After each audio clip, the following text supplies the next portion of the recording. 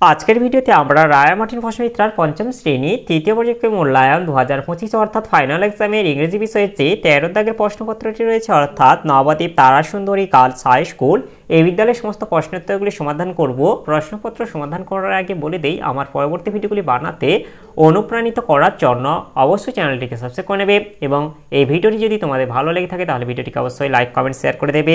প্রথমে তোমাদের আছে রিডিং স্কিল সিনে আছে read the given passage and answer the following questions। তাহলে আমরা প্যাসেজটা পড়ে নেব।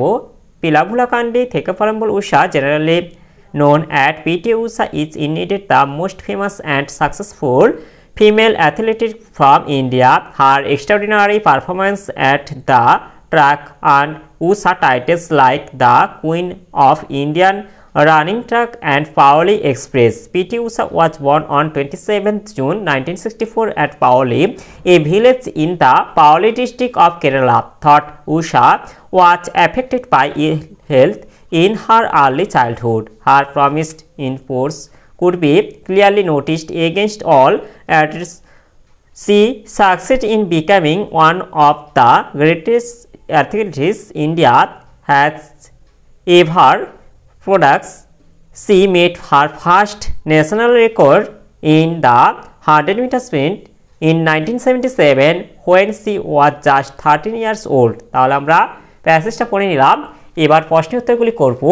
এটা হচ্ছে complete the following chart with information from the above passage. এতে আছে ফুল নেম অফ পিটি উষা, এটা হবে পিলাভুলা কান্দি থেকে ফলাম্বল উষা। এরপরে বিটিটা আছে ডেট অফ বার্থ, এটা হবে 27th জুন 1964। এরপরে সিটিটা আছে date of place of birth, এটা হবে Pauli, a village in the Pauli district of Kerala.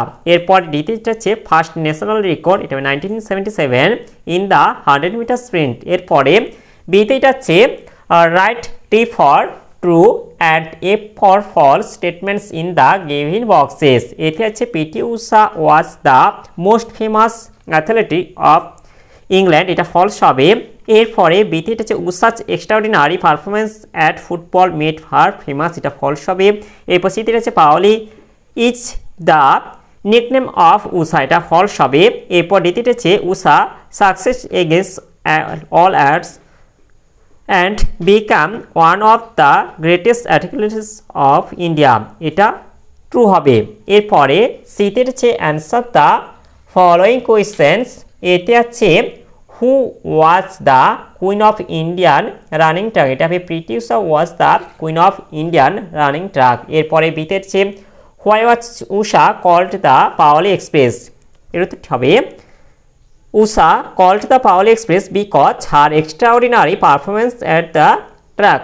এরপরে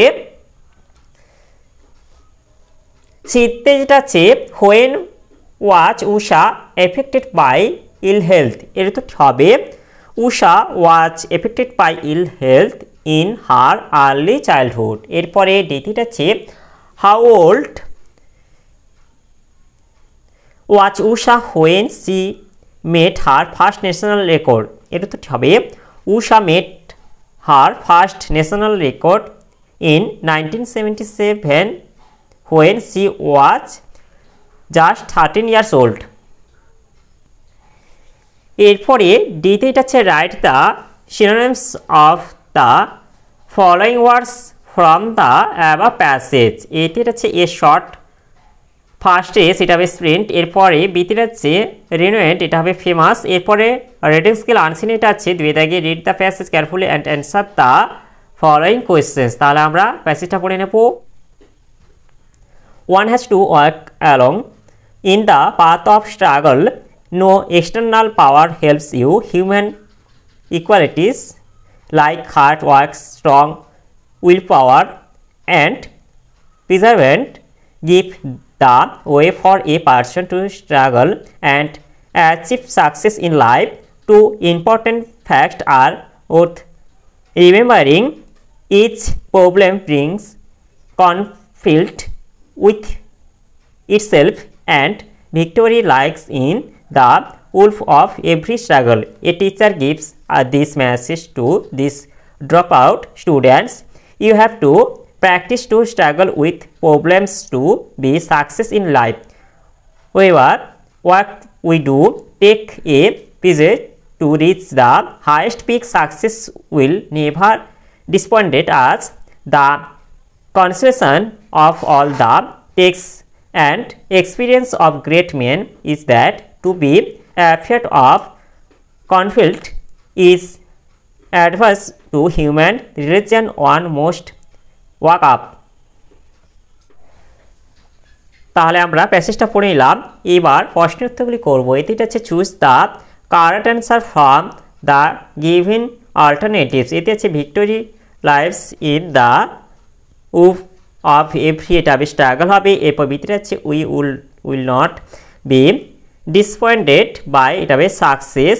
এরপরে ভিতরে হচ্ছে complete the following sentence with information from the above passage. এটা হচ্ছে in the path of struggle, এটা হবে টু ওয়ার্ক হবে। এরপরে ভিতরে হচ্ছে you will not be help by, এটা হবে এনি ওয়ান। এরপর সেটা হচ্ছে one should take a visit to reach the highest peak. এরপরে দ্বিতীয় হচ্ছে to be affect of conflict is, এটা হবে অ্যাডভার্স টু হিউম্যান রিলিজন।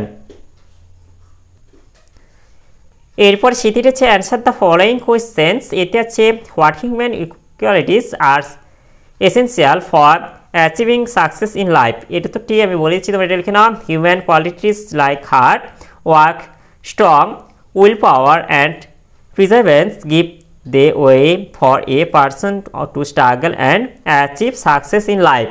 এরপরে ভিতরে হচ্ছে what are the two important facts that one should remember।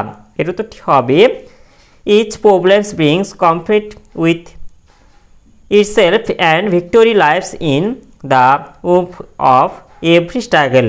এরপরে সেটি হচ্ছে what is the message given by a teacher to the dropout student। এটা তো হবে